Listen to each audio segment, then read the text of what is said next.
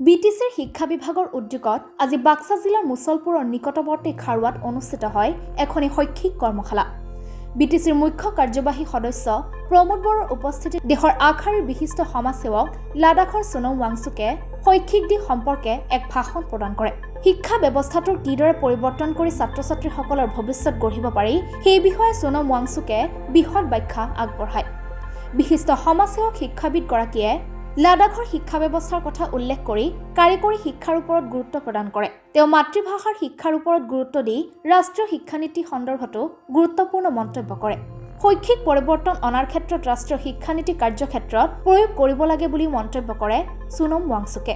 तो एक तरफ तो पूरे भारत में ही, सिर्फ बीटीआर में नहीं, पूरे भारत में ही शिक्षा को प्राथमिकता देने की ज़रूरत है, क्योंकि हम सिर्फ कुछ अमीर लोगों का, जिनके पास धन है, शक्ति है, उनके बच्चे निजी विद्यालयों में हैं तो हम ये सोचते हैं कि सबके बच्चों का हो गया, ऐसा नहीं है।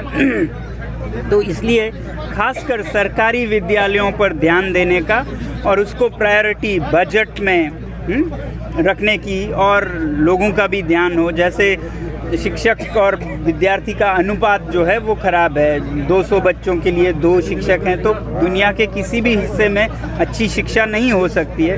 मगर ये धनराशि तब आएगी जब लोगों का ध्यान शिक्षा पर हो। अगर लोग सिर्फ बिजली और पानी और चावल मांगें तो फिर शिक्षा पर वो ध्यान नहीं जाएगी। तो मेरी तो ये अपील है कि जनता को सबसे पहली प्राथमिकता शिक्षा बनानी होगी, तभी फिर नेतागण भी अपना प्राथमिकता शिक्षा बनाएंगे, अफसर भी बनाएंगे, मगर सबसे पहले जनता को मांग अच्छी शिक्षा की करनी होगी। ये मेरी समझ है।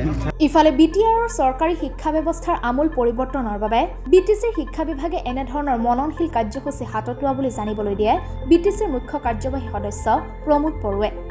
বিটিআৰৰ শিক্ষা ব্যৱস্থাৰ পৰিৱৰ্তন সাধনৰ লগতে কাৰিকৰী শিক্ষাৰ ওপৰতো গুৰুত্ব প্ৰদান কৰিব লাগিব বুলি তেওঁ জানিবলৈ দিয়ে। ছাত্ৰ-ছাত্ৰীসকলৰ নিজস্ব প্ৰতিভা অনুসৰি শিক্ষা প্ৰদানৰ বাবে বিটিচি পৰিষদে এক বিশেষ আঁচনি ৰূপায়ণ কৰিব বুলি প্ৰমোদ বড়োৱে জানিবলৈ দিয়ে।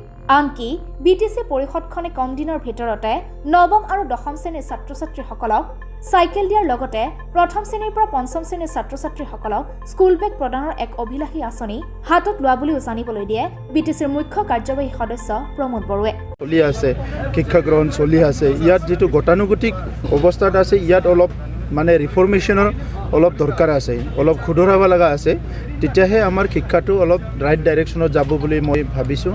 আৰু সেইকাৰণে আজি যিটো হৈ আছে কি ইয়াত বিদ্যালয়ত মানে শ্ৰেণী কোঠা নাই, শিক্ষক নাই, ইয়াত মানে বহুত অসুবিধা আছে, শিক্ষক নিযুক্তি দিয়া নাই, বিভিন্ন সমস্যাৰ কথা আমি সদায় পাতি আছোঁ।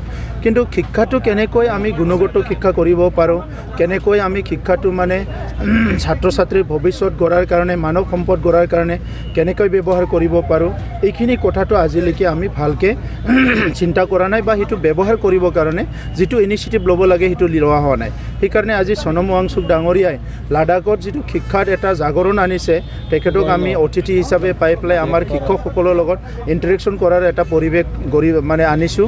আৰু ইয়াৰ পিছত আমি প্ৰত্যেক মানে মুহূৰ্ততে আমাৰ LP পৰ্যায়ৰ, ME পৰ্যায়ৰ, হাইস্কুল পৰ্যায়ৰ, হায়াৰ ছেকেণ্ডাৰী পৰ্যায়, কলেজ পৰ্যায়ৰ শিক্ষকসকলৰ লগত আমি ইণ্টাৰেকশ্যন কৰা, ছাত্ৰ ছাত্ৰীৰ লগত ইণ্টাৰেকশ্যন কৰা, গাৰ্জেনৰ লগত ইণ্টাৰেকশ্যন কৰা, আমাৰ ডিপাৰ্টমেণ্টটো ক'ত কি কাম চলি আছে সেইটো এক্টিভলি ৰখা, এই কামবিলাক আমি বিটিআৰ গভৰ্ণমেণ্টে কৰিবলৈ লৈছোঁ।